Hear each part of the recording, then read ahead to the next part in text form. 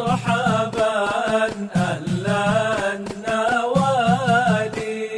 السلام عليكم ورحمة الله وبركاته.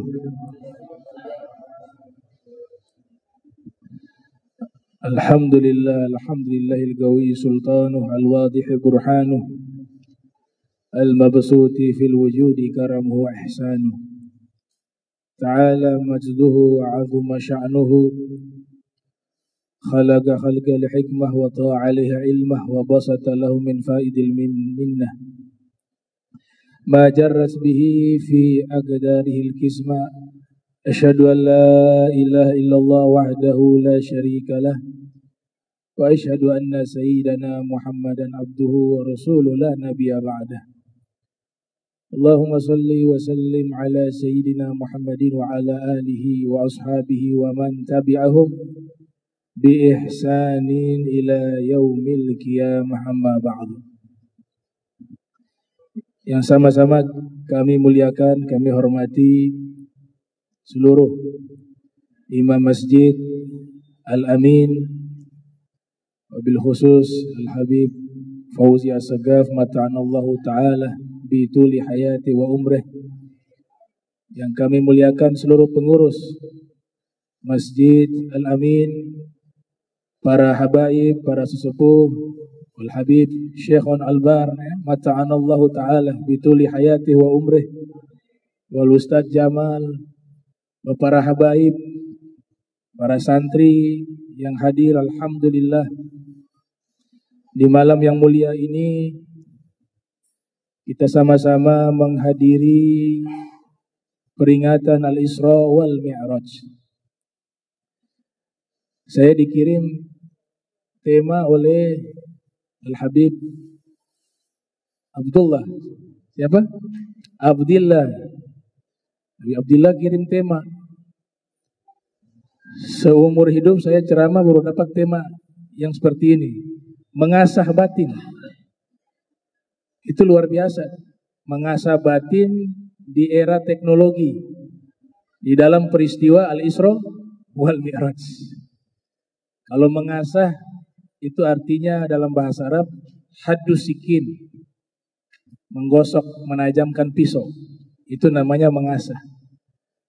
Berarti tema ini mengandung makna menajamkan batin di era digital, era teknologi saat ini. Di dalam peristiwa Al-Isra wal Mi'raj ada isyarat tentang iptek. Nah, kalau kita ingin mengasah batin kita, ingin mengasah spiritual kita, kita harus padukan antara iptek dan imtak. Kalau iptek, ilmu pengetahuan dan teknologi. Jangan lupa imtaknya, iman dan takwa.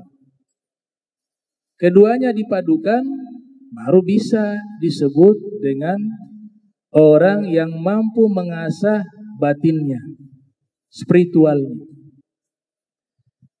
Yang pertama, isyarat iptek di dalam peristiwa Al-Isra wal Mi'raj tentang ilmu nur, ilmu cahaya, atau disebut ilmu optik. Ya, kajian ilmiah namanya ilmu optik. Dari mana kita bisa mengambil isyarah iptek, ilmu cahaya di dalam peristiwa Al-Isra wal Mi'raj? Simbolik, yaitu kecepatan perjalanan Al-Isra wal Mi'raj itu menggunakan sur'atun nur, kecepatan cahaya. Kemudian yang menjemput Nabi dan ikut mengiringi perjalanan Nabi kita Muhammad sallallahu alaihi wasallam adalah malaikat. Malaikat khuliqat al-malaikatu min nur. Malaikat diciptakan dari cahaya.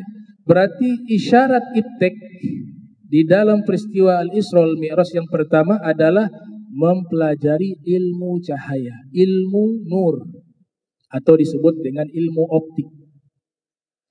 Bahkan di dalam Al-Quranul Karim ada satu surat secara khusus membahas tentang cahaya, yaitu namanya surat An-Nur.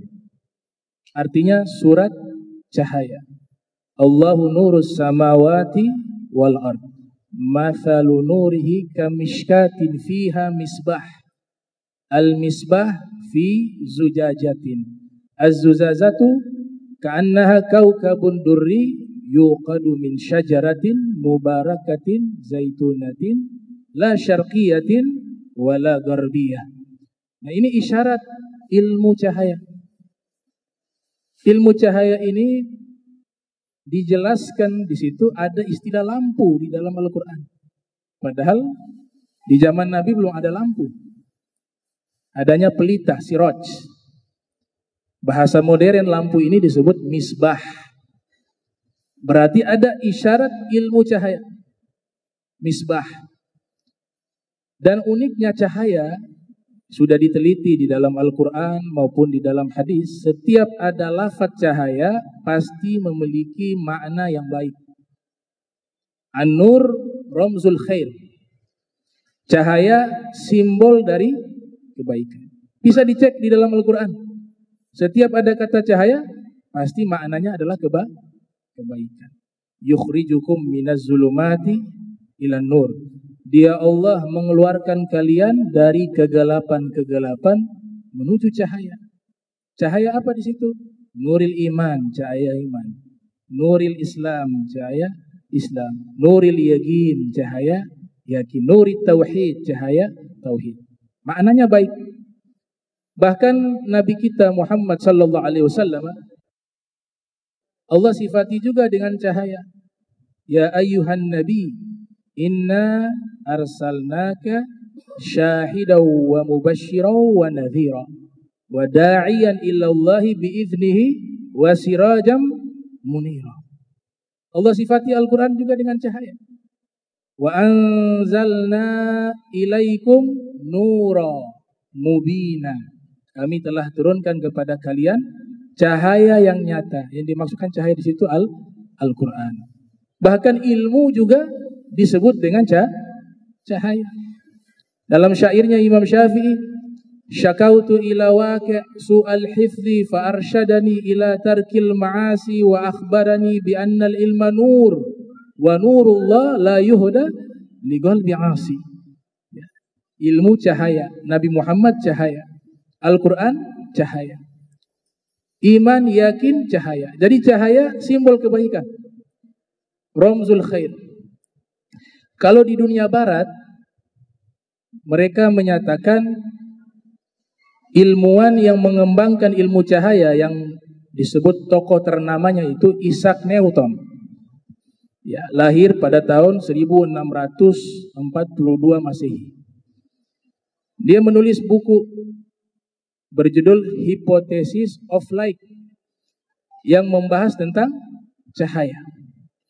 Dia mengatakan di dalam bukunya bahwa cahaya ini adalah partikel-partikel kecil yang memiliki kecepatan yang sangat dahsyat. Kita harus bangga. Ternyata ilmuwan Islam sudah membahas ini ratusan tahun sebelum Isaac Newton. Siapa dia? Ibnul Haytham.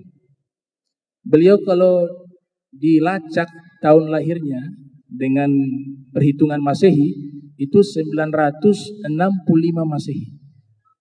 Jaraknya sangat jauh dengan Isaac Newton. Dia menulis kitab Al-Manazir yang judulnya Kitab Optik. Ditranslate ke dalam bahasa Inggris. Bahasa Inggris namanya The Book of Optic. Buku tentang optik. Di situ beliau sudah jelaskan terlebih dahulu tentang teori cahaya. Beliau membahas tentang ilmu optik. Dia mengatakan bahwa cahaya adalah satu elemen yang sangat penting bagi visual, bagi melihat. Teori beliau mengatakan bahwa kita bisa melihat karena sebab cahaya. Salah satu bukti bahwa kita ini bisa melihat karena sebab cahaya apabila digelapkan satu tempat atau ini lampu dipadamkan gelap gulita, kita bisa melihat tidak? Tidak bisa melihat. Tapi ketika diberikan cahaya, lampu ini bercahaya, maka di saat itu kita bisa melihat. Berarti kita melihat ini sebab adanya cahaya. Itu sudah dibahas oleh Ibnul Haytham jauh sebelum Isaac Newton. Bahkan optik yang ada saat ini adalah jasa beliau. Beliau penemu optik pertama. Nah, inilah ilmu cahaya, selayaknya generasi muslimin harus ada di antara mereka yang menguasai ilmu optik. Itulah isyarat ibtik yang pertama di dalam peristiwa Al-Isra wal Mi'raj. Yang kedua, ilmu listrik, ilmu kahrabai dalam bahasa Arab. Di mana isyaratnya kajian ilmu listrik? Kendaraan yang menjemput Nabi namanya buraq. Buraq itu kalau para muhadditsun menjelaskan huwa dabbah abyad fawqal himar wa dunal baghal. Buraq adalah hewan melata yang berwarna putih, lebih tinggi dari himar dan tidak lebih pendek dari kuda poni. Al-baghal itu guru kami menerjemahkan kuda poni. Tapi yang menarik, kalau dikaji secara bahasa, Al-Imam Ar-Raghib Al-Asfahani yang wafat 502 Hijriah di dalam kitab Mu'jam Mufradati Al-Fadhil Qur'anil Karim, beliau mengatakan buraq itu diambil dari kata barkun. Barkun artinya apa? Kilat. Kilat itu adalah elemen-elemen listrik. Sebagaimana disebutkan di dalam surat Al-Baqarah, kasayyibin minas samai fihi zulumatun wa ra'dun wa barqun. Diturunkan hujan yang lebat dari langit, yang di dalam langit itu ada kegelapan-kegelapan, ada suara gemuruh, ra'dun, suara gemuruh, dan ada barqun, kilat. Nah, buraq diambil dari kata tersebut, kilat, yaitu ilmu listrik. Ini perlu generasi muslimin menguasai tentang ilmu listrik. Tokoh barat mereka mengatakan penemu listrik itu yang pertama kali ilmuwan Yunani, namanya Thales. 600 tahun sebelum Masehi. Dan itu beliau lakukan secara tidak sengaja. Batu ampere itu digosokkan di kain wol. Ternyata di situ ada tegangan listrik. Maka disitulah dia mulai membuat penelitian sederhana terkait listrik. Tapi belum bisa memberikan manfaat secara signifikan bagi manusia pada waktu itu. Nanti muncul tokoh barat diklaim oleh pemikir-pemikir barat. Ada muncul satu ilmuwan dari Skotlandia bernama James Watt. Dia menemukan mesin uap. Dari mesin uap itulah dikembangkan menjadi mesin yang bisa membangkitkan tenaga listrik.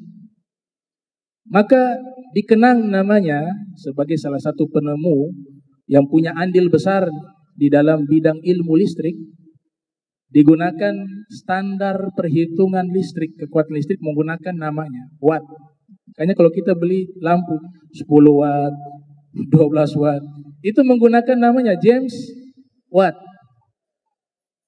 Setelah itu dikembangkan ada namanya Thomas Alva Edison.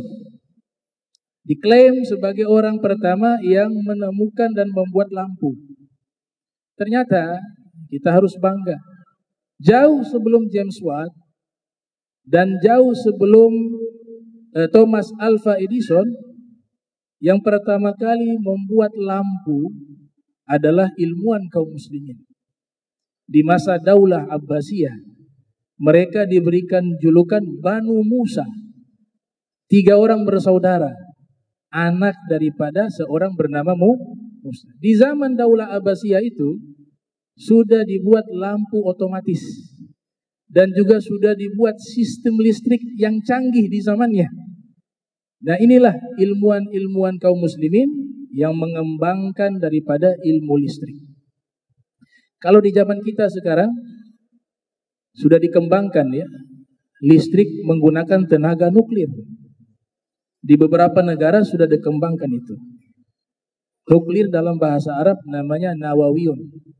Nawawiyun artinya nuklir. Kalau pusat pembangkit listrik tenaga nuklir, bahasa Arabnya itu mahattah barakatil litaqah an-nawawiyah. Kalau bom nuklir namanya kunbulah nawawiyatun. Kunbulatun nawawiyatun. Kita ingat, kita semua kenal ada imam besar kita, khususnya di dalam mazhab Syafi'i, bernama siapa?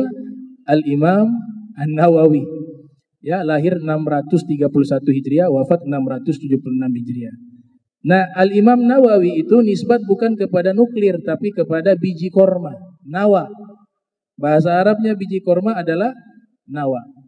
Syekh Yaqut Al-Hamawi di dalam kitabnya Mu'jamul Buldan mengatakan, Imam Nawawi menisbatkan gelar itu kepada wilayah ia tinggal, tempat ia tinggal, atau daerah ia tinggal, yang dimana di tempat itu banyak sekali petani kurma. Tiap kali mereka panen kurma, mereka makan itu kurma, kemudian biji-biji kurma itu diletakkan di tempat sampah di pinggir jalan di wilayah tersebut, sehingga penuh dengan biji kurma. Maka wilayah itu dinamakan dengan Nawa, yaitu biji kurma. Tempat itulah di mana Imam Nawawi lahir, maka dinisbatkan namanya dengan nama tempat ia lahir, Al-Imam An-Nawawi. Isyarat iptek yang ketiga, ilmu geologi, ilmu al-ard. Ya. Dari mana kita bisa mengambil isyarat bahwa peristiwa Al-Isra wal-Mi'raj itu ada anjuran, ada isyarat iptek ilmu geologi, karena perjalanan Isra itu perjalanan geologi. Kalau di zaman kita, Nabi itu melintasi 3 negara. Saudi Arabia, Makkah, Madinah. Dia masuk wilayah negara Saudi Arabia. Kemudian Nabi mampir ke mana? Bukit Turi Sinai, Mesir. Kemudian Nabi lanjut ke Baitul Laham dan Baitul Maqdis, Palestina. Berarti ini perjalanan geologi, perjalanan bumi. Dan di dalam Al-Quran ada isyarat dari Allah Subhanahu wa ta'ala, alladzi ja'ala lakumul arda firasya. Dia Allah yang menjadikan bagi kalian bumi ini menjadi hamparan yang luas.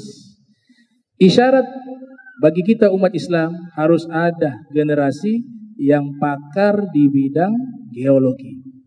Kalau orang-orang barat mengatakan orang pertama yang membuat peta geologi itu adalah William Smith, yang lahir pada tahun 1769 Masehi. Ternyata dibantah oleh ulama, orang pertama yang membuat peta geologi dan globe dan tingkat akuratnya itu sangat tinggi, yaitu seorang ulama bernama Muhammad bin Muhammad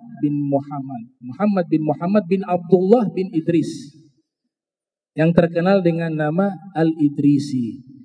Kalau dihitung menggunakan Masehi, Al-Idrisi lahir itu 1100 Masehi. Sedangkan penemu peta tadi yang diklaim oleh orang-orang barat, William Smith, itu tahun 1769. Begitu jauh jaraknya. Dan uniknya ini ulama, ilmuwan Islam ini, dia membuat peta, kemudian menulis satu kitab yang membahas tentang ilmu geologi secara terperinci, berjudul Nuzhatul Mushtaq fi Ihtirakil Afaq. Dan jasanya digunakan oleh raja-raja di Eropa di zamannya, termasuk di Italia, di Andalus, Spanyol, dan di sekitar Eropa, ya, di Prancis. Mereka menggunakan petanya dia, sehingga beliau dikuburkan juga di wilayah Italia, di Sisilia.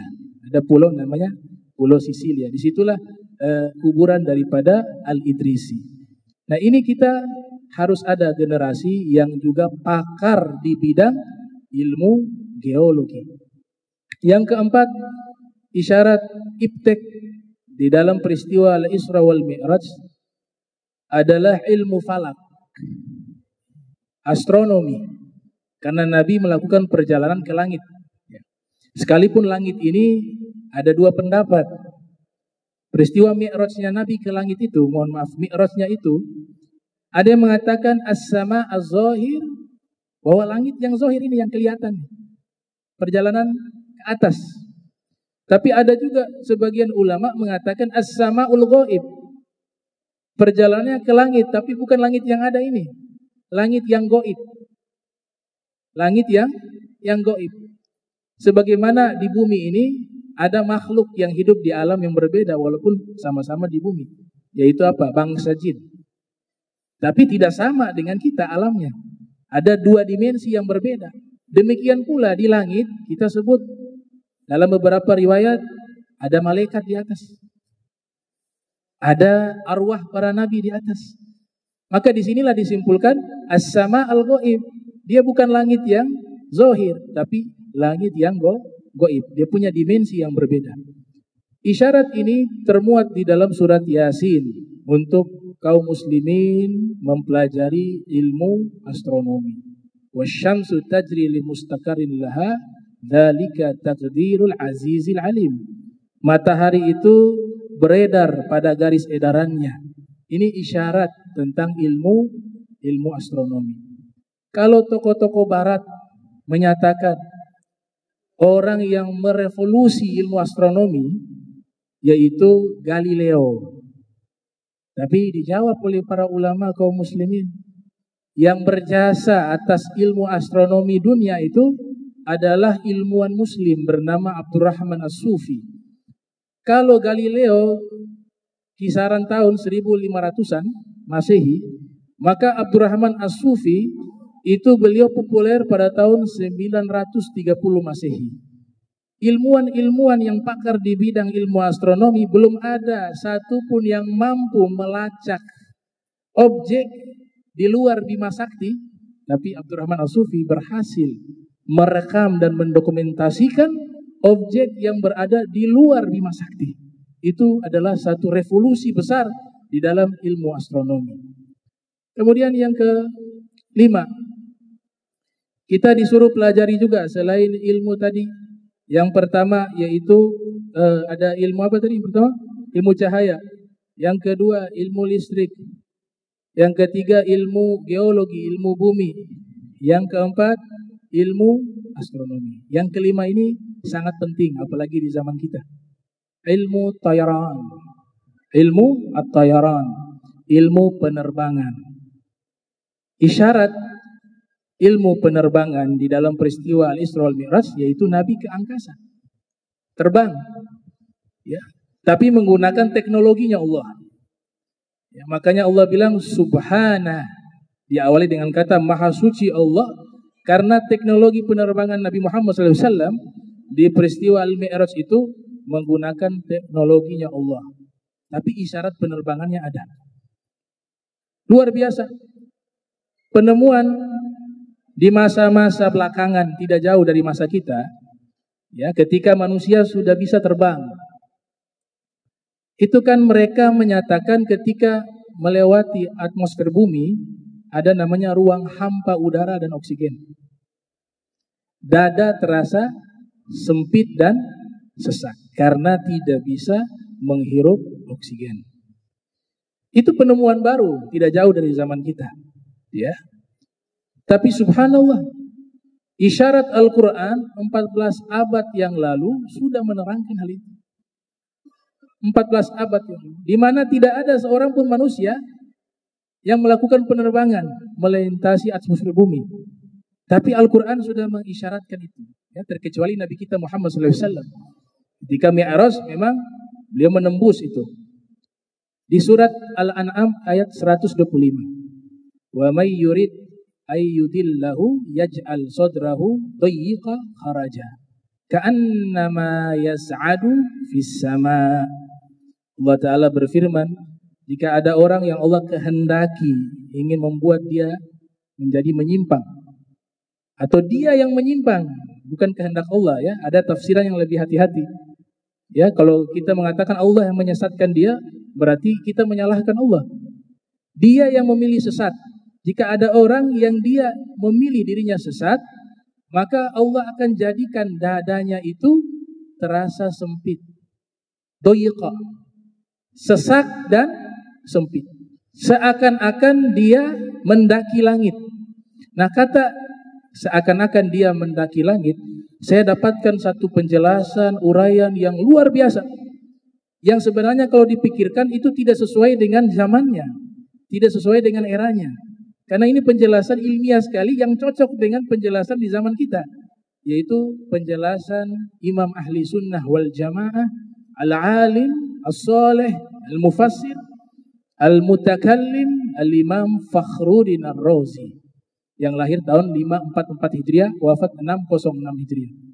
Saya pernah membaca satu kitabnya tentang ilmu biologi, ilmu astronomi, ilmu tauhid, ilmu akidah. Beliau jadikan satu kitab. Judulnya adalah Al-Mabahith Al-Masyrikiyah fi Ilmi Al-Ilahiyyati wa Tabi'iyah. Subhanallah, beliau menafsirkan ayat tersebut bahwa orang ketika melintasi atmosfer bumi, sebagaimana yang Allah firmankan di surat Al-An'am ayat 125, mereka akan kehilangan oksigen karena berada di ruang hampa udara dan oksigen. Ini bahasa abad 5 atau abad ke-6, kisaran itu kitab yang ditulis oleh beliau. Tapi beliau sudah mampu menjelaskan secara ilmiah suatu teori yang hanya bisa dijelaskan di zaman kita ini. Ini hebatnya agama kita, agama Islam, agama Nabi Muhammad sallallahu alaihi wasallam. Kalau orang-orang barat mengatakan yang menemukan pesawat Wright bersaudara, mereka menemukan atau orang pertama yang melakukan penerbangan dan menemukan itu pesawat. Tapi dibantah oleh ulama-ulama kita, bahkan orang-orang barat sendiri pun dari para ilmuwan mereka membantah itu. Bahwa orang pertama yang membuat teori pesawat dan orang pertama yang berhasil terbang di udara, orang pertama yang terbang di udara, dia adalah ilmuwan muslim berkebangsaan Andalus Spanyol. Bernama siapa? Namanya adalah Abul Qasim Abbas bin Firnas. Abul Qasim Abbas bin Firnas. Kalau Wright bersaudara itu tahunnya masih baru, kisaran tahun 1800-an Masehi. Ada di antara mereka juga meninggal tahun 1900 Masehi. Tapi kalau Abul Qasim Abbas bin Firnas ini lahir tahun 810 Masehi. Wafat 887 Masehi. 1000 tahun bedanya. 1000 tahun bedanya. Ilmuwan Islam sudah membuat pesawat, walaupun dengan bentuk di zamannya bukan yang seperti yang kita lihat saat ini, karena itu butuh revolusi yang cukup panjang. Tapi hak paten beliau sampai sekarang digunakan. Parasut itu adalah hak patennya beliau, dan beliau orang yang menciptakan parasut. Beliau orang pertama yang menciptakan teori-teori ilmu penerbangan. Beliau orang pertama yang menciptakan adalah pesawat dalam bentuk yang sederhana di zamannya. Dulu saya ingat waktu di Jakarta ada salah satu ulama bernama Al-Habib Ali Hasan Al-Bahar. Beliau ini sekarang masuk di beberapa organisasi besar seperti MUI juga di Jakarta Pusat, kemudian juga dosen bahasa Arab di UIN Ciputat, juga penasehat atau penterjemah Menteri Agama, namanya Al-Habib Hasan Ali Al-Bahar. Beliau lulusan Jordania, S1 S2 di Jordan, di Mu'tah sama Yarmouk. Saya ingat saya diundang waktu itu acara akikah. Anaknya laki-laki lahir. Ketika itu ulama-ulama banyak yang datang, diundang. Kemudian ditanya kepada beliau, namanya siapa? Kata Habib Ali bin Hasan, saya berikan nama Firnas. Firnas. Ditanya kepada ulama yang lain, Firnas artinya apa? Wallahu a'lam, ini baru dengar nama ini. Ditanya lagi, tahu tidak? Ditanya satu persatu. Akhirnya mereka menyerah. Apa itu? Ma makna Firnas? Maka dijawab oleh Habib Ali Hasan Al-Bahar. Yang mengatakan Firnas itu nama ilmuwan muslim berasal dari Spanyol yang pertama kali membuat pesawat. Saya punya harapan anak saya jadi pilot ke depan. Makanya saya gunakan nama tersebut Firnas. Antum kalau pergi di Bandara Baghdad di Irak, di situ dibuat prasasti. Prasasti di situ. Ada tulisan Awwalu Tayyarin Arabi Wulida fil Andalus.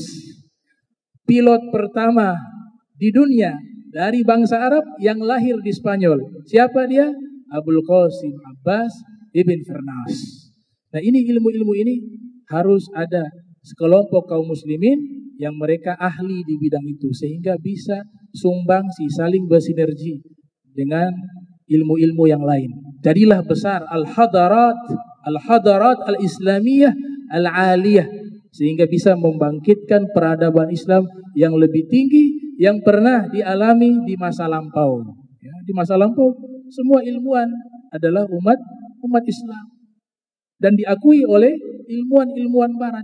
Bahkan ada satu pernyataan dari Kopernikus, dia mengatakan bahwa kalau tidak ada ilmuwan-ilmuwan Islam, maka dunia mungkin sampai saat ini akan tetap gelap. Dunia ini mungkin akan tenggelam dalam ketertinggalan, kebodohan. Ini semua berkat peninggalan ilmiah yang diwariskan oleh para ilmuwan-ilmuwan muslimun. Tapi poin pentingnya di sini. Perjalanan itu Nabi lakukan. Tadi isyarat ibtek ada. Ilmu listrik, ilmu cahaya, ilmu astronomi, ilmu geologi, ilmu penerbangan. Tapi puncak dari perjalanan itu apa? Liqa'ullah. Perjumpaan kepada Allah Subhanahu wa taala. Itu tujuan dari Al-Isra wal Mi'raj. Artinya ini semua perantara, wasilah. Tapi tujuan kita yang paling utama adalah Rabb kita Allah Subhanahu wa taala. Yang paling utama adalah agama kita, agama Islam. Yang paling utama adalah ilmu yang membuat kita dekat dengan Allah Subhanahu wa taala. Maka itu menjadi substansi utama dari puncak perjalanan Al-Isra wal Mi'raj. Nabi berjumpa dengan Allah. Maka di sini dikatakan kita sebagai umat Islam, insya Allah setiap generasi akan muncul tokoh-tokoh terbaik. Kita tidak boleh pesimis.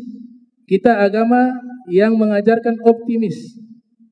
Wahyu pertama, Iqra, suruh baca. Ada surat pena, surat Al-Qalam.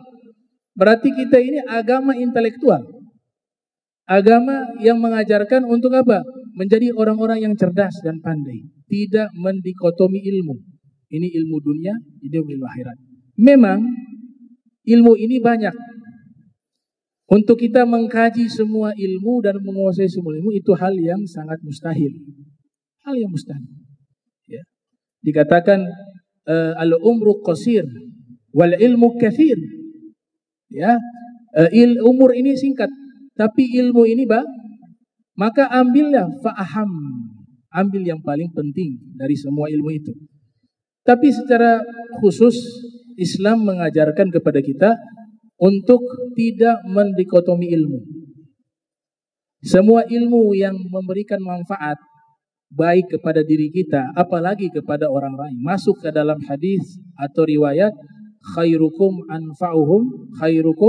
anfa'akum linnas. Sebaik-baiknya kalian adalah orang yang paling bermanfaat.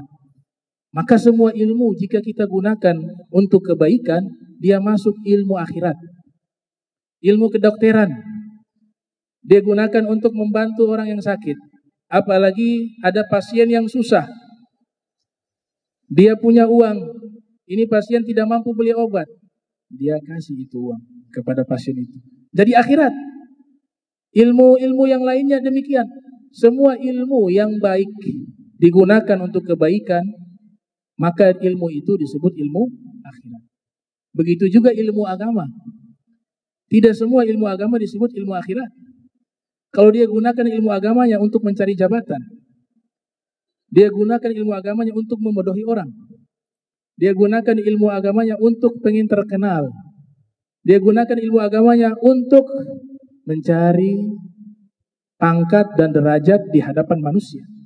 Maka jelas di sini Nabi katakan ilmu yang semacam ini adkhalahun nar, justru memasukkan dia ke dalam neraka.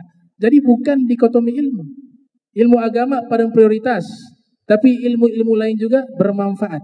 Maka niatkan semuanya karena Allah Subhanahu wa ta'ala. Likulli qarnin min ummati sabiqun. Dalam riwayat Imam At-Tabrani, Nabi mengatakan di setiap masa akan muncul dari umatku orang-orang terkemuka, sabiqun.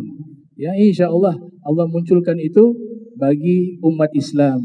Terakhir saya tutup, ada pesan terakhir ketika Nabi Sallallahu Alaihi Wasallam bertemu dengan Rabb-Nya.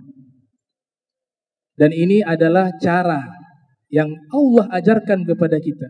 Kita ingin berjumpa dengan Allah nanti, pasti setiap kita ini akan menghadap Allah di yaumil qiyamah. Maka siapkan perjumpaan kita kelak dengan Allah adalah perjumpaan yang indah. Karena bisa jadi ada yang berjumpa dengan Allah tapi perjumpaannya dalam keadaan Allah murka kepadanya. Nauzubillah min dzalik. Tapi ada juga di antara kaum mukmin ketika berjumpa dengan Allah Subhanahu wa taala, dia berjumpa dengan Allah dalam keadaan Allah ridho kepadanya. Maka caranya bagaimana? Allah yang jawab, Allah yang ajarkan cara perjumpaan indah dengan Allah. Faman kana yarju liqa'a rabbih falyamal amalan shalihan wa la yusyrik bi ibadati rabbih ahada. Siapa yang punya harapan berjumpa dengan Allah dengan perjumpaan yang indah, maka hendaklah dia beramal soleh di dunia ini. Kalau mau perjumpaan indah dengan Allah, kita beramal baik di dunia yang sesaat ini. Dan tidak menyekutukan Allah dengan sesuatu apapun. Subhanallah, harapan inilah yang Nabi inginkan agar seluruh umatnya menghadapi perjumpaan indah dengan Allah Subhanahu wa ta'ala. Maka dilihat perjumpaan itu sangat indah, sangat nikmat. Sampai Nabi katakan, ya Rob, kenikmatan berjumpa denganmu ini tolong kau berikan juga kepada umatku, kata Nabi Muhammad sallallahu alaihi wasallam. Maka Allah Ta'ala nyatakan, ju'ilat qurratu ain fi shalah. Di antaranya kenikmatan ini saya letakkan di dalam solat. Nah, orang-orang yang bisa mencapai magam kesejukan, kenikmatan, ketenangan di dalam solat dan seluruh ibadah, maka sungguh dia sudah mengambil bagian kenikmatan perjumpaan dengan Allah. Sebelum dia berjumpa Allah di akhirat, dia sudah mendapatkan makna perjumpaan dengan Allah di dunia ini. Mudah-mudahan Allah berikan itu kepada kita semua. Amin ya rabbal alamin. Bismillahirrahmanirrahim. Alhamdulillahirabbil alamin. Allahumma salli wa sallim ala sayyidina Muhammad. Allahumma jam'ana hadza jam'an marhuma wa tafarraqna min ba'di tafarruqan ma'zuma wa la tajal minna wa la minna syikala mahruma. Allahumma salli wa sallim ala sayyidina Muhammad fil qulub wa dawaiha wa afiyat abdani wa shifaiha wa nuril absari wa diyaiha wa kuti asadi wa arwahi wa gidaiha. Allahumma nawwir qulubana binuril iman wa binuril yaqin wa binuril islam ya rabbal alamin. Allahumma ansur ikhwanana muslimin fil Yaman.